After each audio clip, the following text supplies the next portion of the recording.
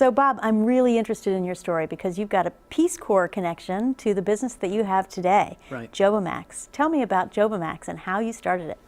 Well, in 2005, I took a trip to Burkina Faso in West Africa and visited a friend who had been in the Peace Corps with me 10 years before in West Africa, and she was running small business development programs and sort of introduced me to some of what they were doing there, which included women's cooperatives and how they were helping women's cooperatives produce for export products like shea butter and other raw materials.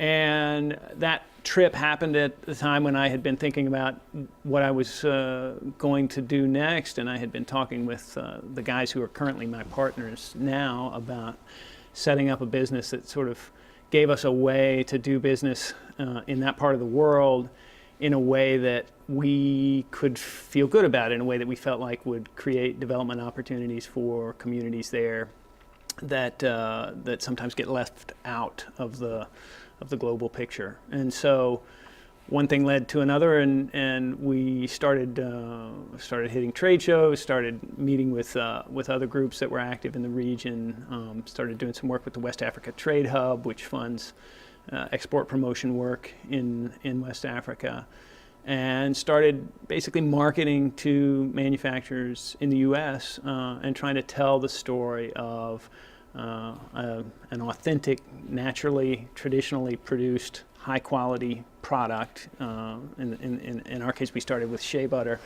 that is also fairly traded, certified organic, certified fair trade, and how using that kind of product can be a compelling part of their supply chain and a compelling part of not only making cosmetic products better, but having a story to tell their consumers about how their supply chain makes a difference. So. And this, of course, is part of your story. So let's pick at your motivations just a little bit. So as you look back, which do you think drove you more completely? The desire to have a business or the desire to perform some sort of social mission? Or were they the same? Yeah, it's hard to parse those things out. I mean, I have this is the second or third business that I've started, sort of depending on how you count them, and so there's definitely an entrepreneurial drive there, and my businesses haven't always been strictly in the social enterprise space, but I have, since I guess halfway through college, been particularly focused on development economics and working internationally.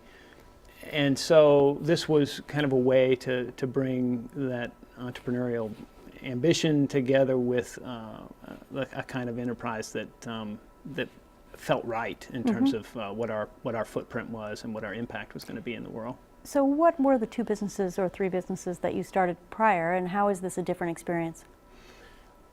The first business I started was right out of college, and I mean, I'm not right out of college, right out of graduate school, right out of business school, and it was a technology business. This was late '99, early 2000. I had a couple of friends, classmates, that we started working on a business plan and made it through the business plan competition and got a lot of good feedback, and decided that instead of doing the recruiting process, that we would go out and raise some money and start a business. And that was a lot of excitement and a lot of ups and downs.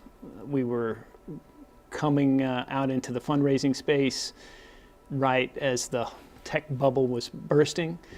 We did manage to raise $1.5 million, brought in a strategic investor, and made some headway in our space, which had to do with using online auctions to get rid of surplus inventory, and we had some intellectual property around how you manage the information in that process. One of the things that's different about this business, I still have two partners. I think that's a thing that I like to replicate. I feel like three partners is a good way to get the right kind of feedback and keep everybody honest. It might be harder for me anyhow with just one partner. or working alone, because I feel like I need that feedback from colleagues. So you've taken some lessons from the past and you're really moving into a new space. So what are your hopes and dreams for this company? What do you want to do going forward? Well, we think of ourselves not just as having a mission, but almost being on a mission. And that mission is in part consumer education, letting people know that their purchases make a difference. And it can be hard for people to wrap their heads around it, but there are ways of producing products that are sustainable and treat people fairly. And there's the other end of the spectrum, which involves basically people that are more or less enslaved and are not paid at all. A lot of people don't know that there are more people enslaved in fisheries, in agricultural production, everything from mining to the clothes that we wear, the food that we eat, the coffee we drink, the chocolate that we eat, the minerals in our cell phones are all touched by a production process that in many parts of the world involves people that are working in either unfair conditions or just in an essentially enslavement. And we try to, in our little way, try to get people thinking about where do things come from? This lotion that you're putting on your skin that says it has shea butter. Well, how do you know where that's coming from? How do you know how the people involved in that production have been treated?